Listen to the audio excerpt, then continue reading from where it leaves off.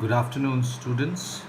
I hope you're all well and following the government's directives as far as the corona virus is concerned. Please stay safe in your houses and do not venture out.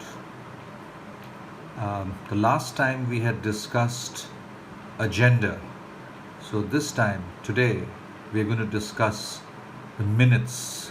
Minutes are nothing but a written record of the decisions taken at a formal meeting, and they are called minutes. So it is required by law. This is very important. It is required by the law. The company law board, as I discussed in the last lesson, mandates that the records of the minutes of the meetings are preserved and kept safely for all time to come.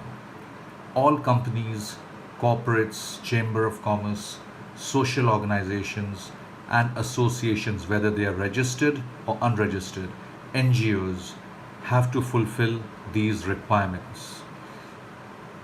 Minutes are official records of work done and decisions taken by the members of the meeting. This is nothing but all that transpires in a meeting is recorded in writing, and it is kept for the records. So for future reference too. These minutes are made available to any member who requests for it. Any member of the person who's attending the meeting, they can request for it, and a copy of the minutes of the meeting has to be made available to them. It is their right. If any member resides out of the city, a copy of the minutes is sent by post. So that is the regulation. It has to be sent by registered post and acknowledged by the member who receives it. The minutes of the companies and organizations are written in formal style usually, but some organizations may choose an informal style of writing down the minutes.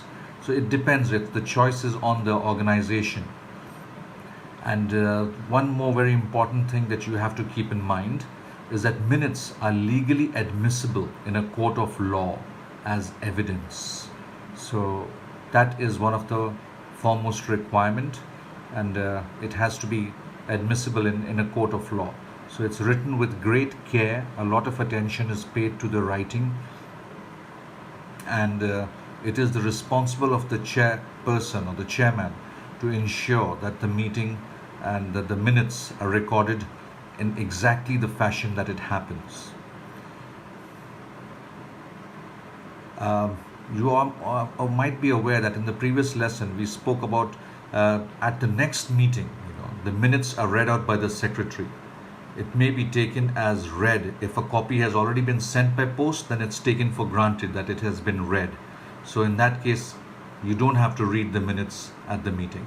But for that, the organization must ensure that a copy has gone out by post. And then the minutes are signed by the chairman and the secretary.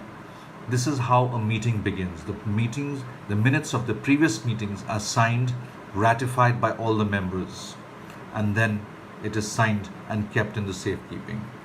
There are some points which are very important for as far as the recording of minutes is concerned. First of all, some of the components that it should have is the name of the body or the organization and the nature of the meeting. Like there are different types of meetings. It can be a annual general meeting, an AGM. It can be a emergency meeting, or it can be a meeting to pass a particular resolution. So there are different kinds of meetings. So the name of the meeting or what kind of a meeting is it must be mentioned. The date and the day of the meeting, the time and place of the meeting, all these are essentials. The time and the place or the venue where the meeting took place or is taking place, the name of the chairperson, that's very important because he is responsible for conducting the meeting. So the name of the chairperson along with the names of the members present must be mentioned. If there are many members, then a list of all the members present has to be attached. Then there's a rather interesting item which is called in attendance if you look carefully. the names of the persons in attendance, in quotation marks.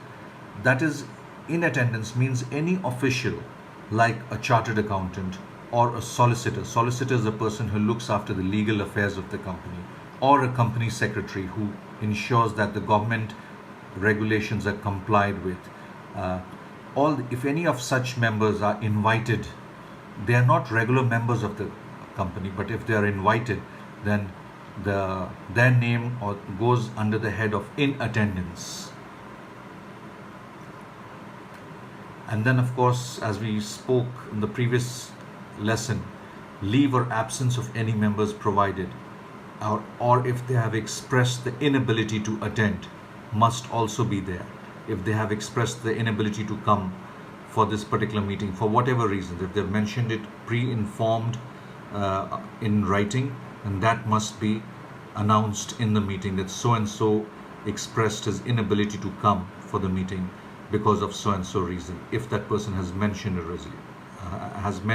reason. Then the seventh point, resolutions passed, if any. Now, what is the resolution? We'll discuss that later on in this chapter.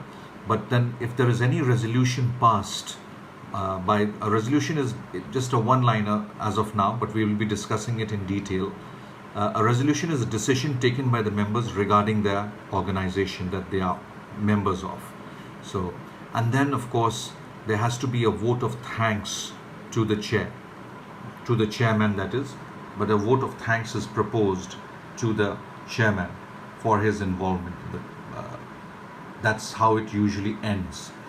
Now, there are various styles of writing the minutes, the language of the minutes and the resolutions. There are various styles, there are various things that need to be. As I mentioned in the previous lesson, you have to maintain the uniformity of style that you're writing. First of all, let's look into the minutes that are written in the simple past tense. It's simple past tense. There are some examples that I need to quote. Take, for example, this simple past tense sentence. The secretary read out. The chairman informed. The meeting ended.